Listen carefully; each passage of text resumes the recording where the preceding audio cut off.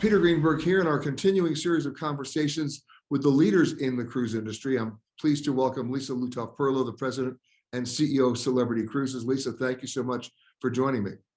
Thank you, Peter. It's, as always, wonderful to be with you today.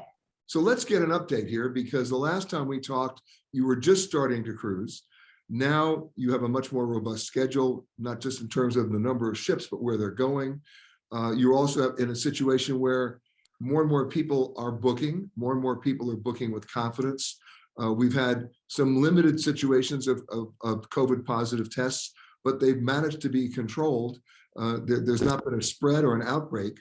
So give me an update from the Celebrity point of view as to where you are and just today. Sure. We have 8 ships up and running.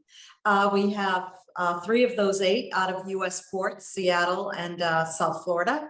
We have 1 over in Greece, 1 out of St. Martin, and 1 in the Galapagos, and then 1 in Southampton. So we're all over the world, believe it or not. It's so nice to be able to say that.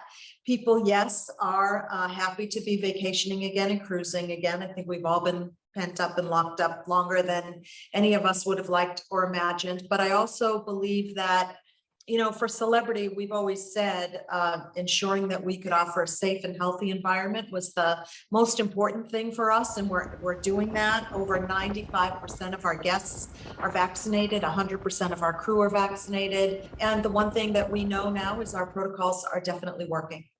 I was on board your ship, the Millennium, on its first cruise from St. Martin to Barbados. And in fact, we did have 2 cases that tested positive, but they were quickly identified. They were quickly isolated. The contact tracing was done. And if I'm correct, there was no outbreak. No, there was not. It was just, it was completely limited to those 2 guests. We got them home very quickly. We flew them home, medical ambulance.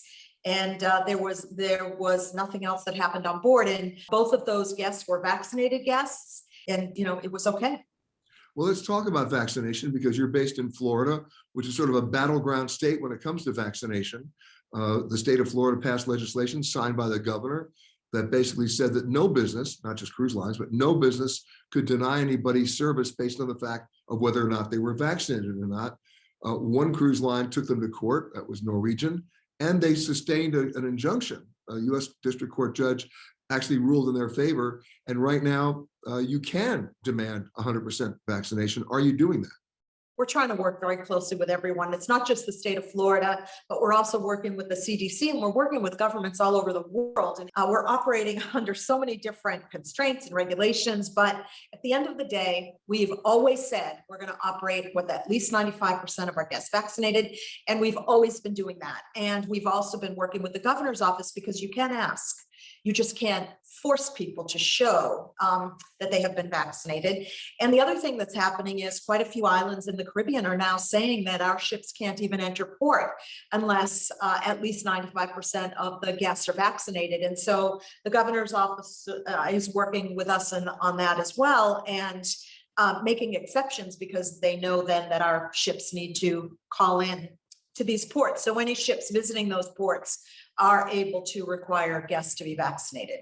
Okay, let's say I'm one of those 5%. For whatever reason, either I didn't get around to it or I'm refusing to get vaccinated, I can still book a cruise with you. No, because everybody that books a cruise that's eligible for the vaccine has to be vaccinated. So we're actually sailing with our guests at about 98 or 99% vaccinated. The only unvaccinated right now are children, no adults. Got it. You know, people on the ship that I was on, we wore masks. Nobody got upset about it. They realized this is part of the deal. It was part of it was the protocol. On the other hand, we have a situation with the airlines where the FAA is reporting over 3,800 examples or incidents of unruly or disruptive passengers, and in an overwhelming number of those cases, it's about not wearing masks. You haven't had those incidents on cruise ships. Why do you think that is? I don't know. I mean, I don't know. I read the same stories you do, and it's pretty disappointing.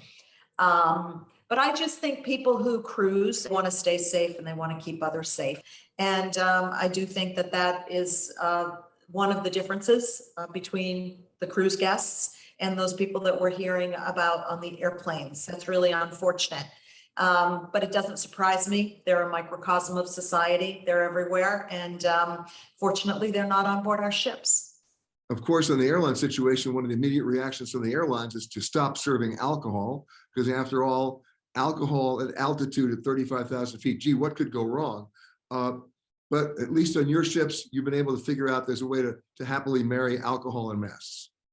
Yeah, well, again, people know what they're getting into and they're willing to sign up for it. And it's a different mindset and a different customer. I guess we're fortunate that that's our situation and not the opposite.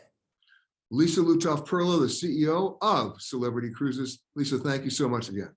Thank you, Peter. Lovely speaking to you today.